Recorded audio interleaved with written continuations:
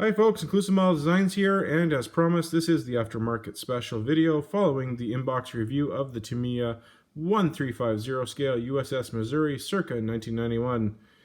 Now, it is important to note that if you are buying aftermarket sets for your model, to make sure that you do get the right sets for the model that you are building.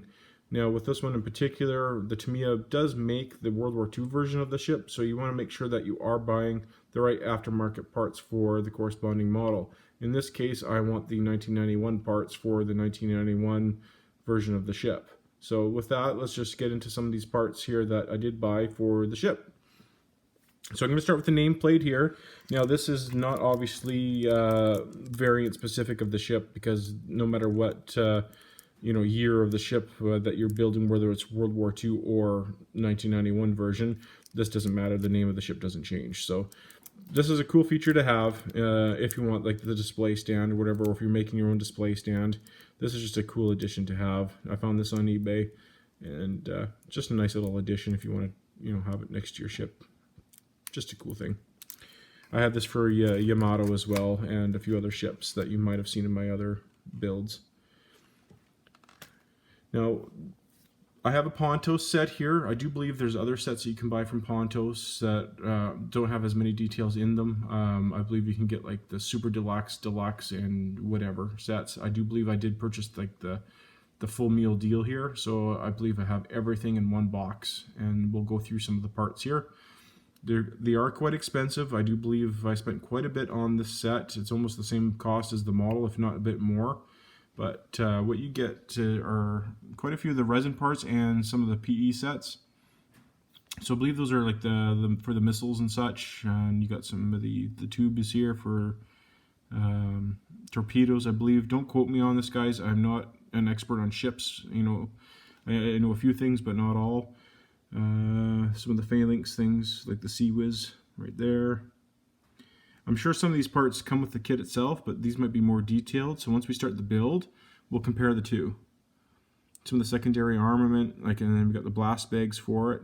Now, obviously, these do come with the Tamiya kit, but which ones are better? I don't know yet. We'll find that out. And then we got a couple of the Seahawks, which is kind of cool. And then we got one with the tail in the stowed position. So that's going to be neat to see. And then we got metal barrels. It's just pretty much a bag of barrels here. We got little ones and big ones.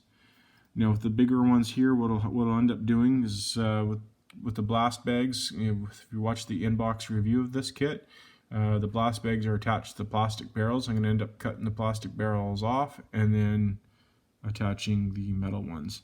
The reason why I'm going to use the metal ones is because they've been rifled, and that's what I want. I don't want just flat plastic. I want the holes, right?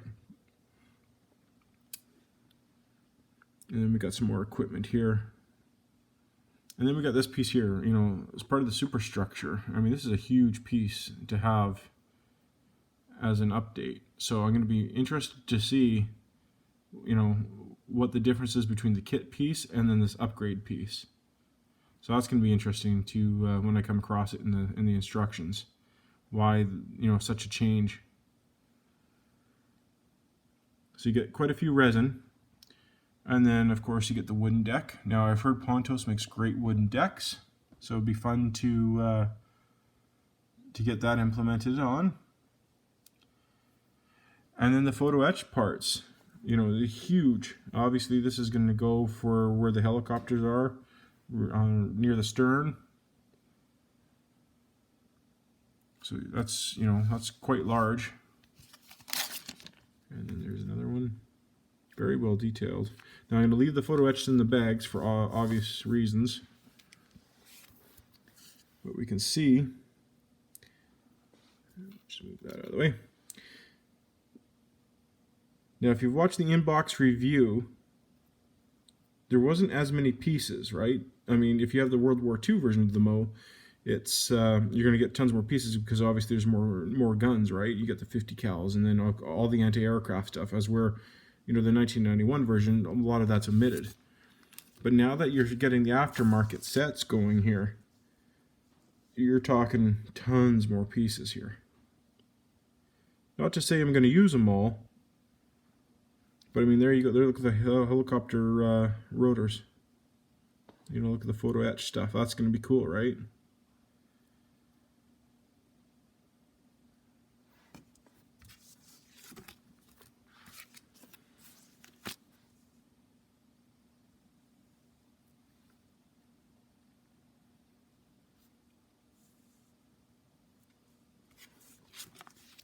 There we go. Had it on the reverse side. So I mean, that's going to add tons more detail. The Tamiya kit does have some photo etch, but obviously now that you've seen this, it's minimal in comparison. Now, I don't know if I'm going to use all the photo etched, you know, that this kit offers, but we'll just see how it goes, right? That's pretty much all I have for the aftermarket sets. I don't know how much there is out there, but that's all I have for this kit. I believe that's all I would really need. And for reference material, I just have that book right there, the USS Iowa at War. I might get that 3D book, 3D drawing book, if I can get my hands on it, the same I have for the Yamato.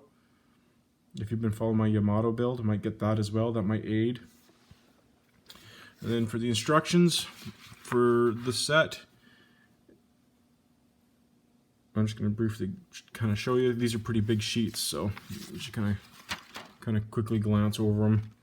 So you're going to have to use these instructions, you know, in conjunction with the Tamiya book of instructions.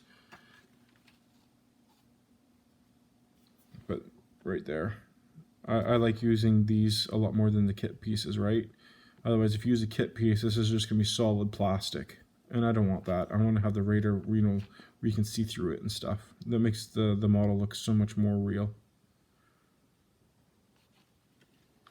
So there we go. It's just kind of a quick video just on some of the aftermarket stuff available to you. And with the Ponto stuff, you're getting it all in one shot. Right there.